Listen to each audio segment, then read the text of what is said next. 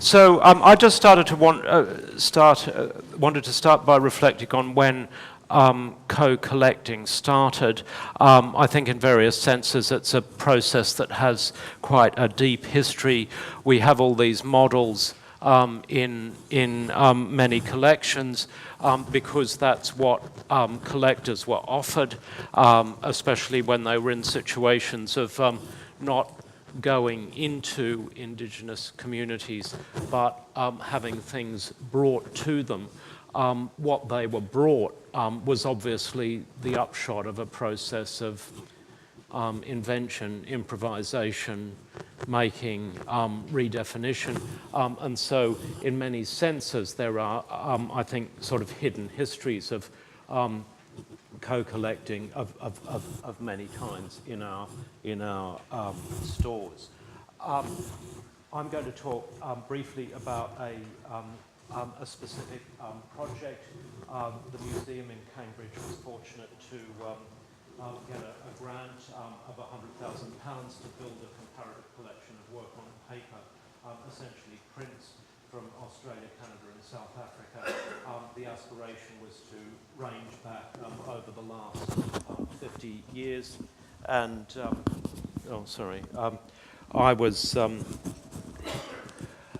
interested in paper because printmaking, basically from its inception, has been an art practice that aimed to put images into public circulation. Very often the prints that were put into circulation were making arguments, wanting to make an impact on social views, drawing attention to corruption, society, warfare, all a whole range of issues of that kind. And in the same sense, prints from various local and indigenous communities from around the world over the last 50 years have similarly been vehicles for social and political claims of various kinds, although that's not to say that it's necessarily a campaigning art. Many of these works are the expressions of individual imaginations just to the same extent as any other art forms. We were very fortunate to be able to acquire some very early works marking the beginnings of these art movements in from Inuit, from South Africa and from Australia. And we built up quite a substantial collection of several hundred works over a period of about 2.5 years. And they speak to themes like land, territory, the territories people are attached to, in this case, in an Australian work, not necessarily of the most familiar genres of Aboriginal art. Other works spoke to issues about the confrontation with modernity in various senses, and questions such as the movement of people to find work, which I guess is one of the biggest issues of our time. We've generated an exhibition out of this, and part of its story is really about the artists as individuals and their concerns and visions, and the place of this art practice in the mediation of, as I mentioned, political claims. So I just wanted to try to tie this project in with the larger themes, and this is really where I think a lot of what I have to say resonates very closely, in fact, with what Sean says, because I have this co-collecting sort of implies this kind of vision, which is representative and planned and has a sort of a kind of beginning and a middle and an end, in a sense. This project, I think, was the opposite of most of those things, or many of them.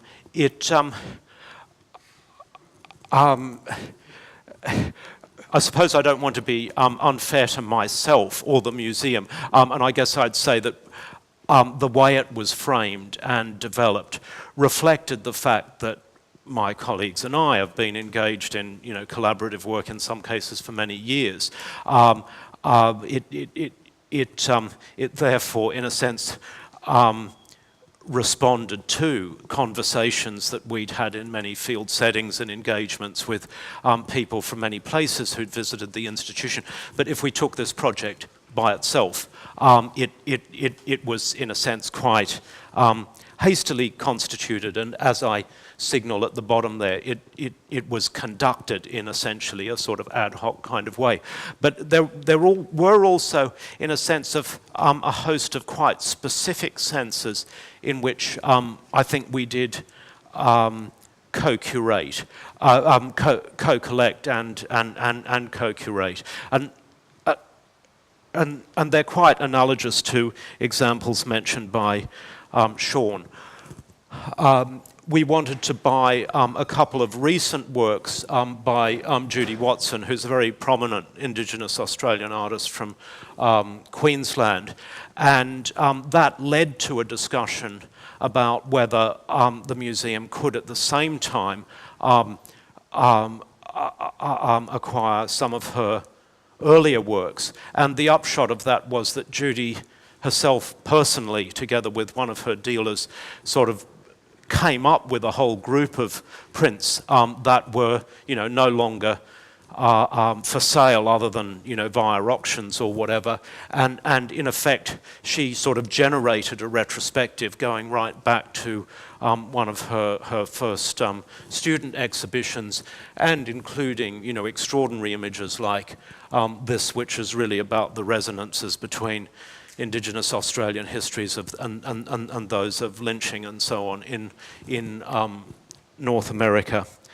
I mentioned on the slide before, one of the movements we were very concerned to represent was Tiwi arts from Northern Australia, from Melville and Bathurst Island. And this was really important because it was very much one of these art projects that got going in quite a low-key way, a collaboration between a teacher and a couple of young local men, but then which sort of took off quite rapidly. And this was their first Sydney exhibition from 1970. That man, Giovanni Tipungwuti, has passed away, but I happen to know someone who'd been an arts advisor in this place in the 70s. She went back to Tiwi and quite literally found a whole group of the first impressions from the first prints they made in 1969, 70 in the back of a cupboard. That artist, Tungatalam, is fortunately still alive, and here he is signing some work which they were very pleased actually was coming to Cambridge and representing the movement. And he too is coming to Cambridge later this week and spending a bit of time with us. But I hasten to add, we're particularly fortunate that he's coming because he's coming on Australian money with Australian support. This project was empowered by this grant that enabled us to buy the work, but it didn't enable us to do a whole lot of travel and collaboration around it. So that I think, in a sense, the point that Sean made about working through collaborators is critical. If we didn't have students and postdocs and friends and people we happen to know in various ways, it would be impossible to create the sort of the conversations and the ongoing dialogue that makes this sort of thing worthwhile. And I think I should stop there.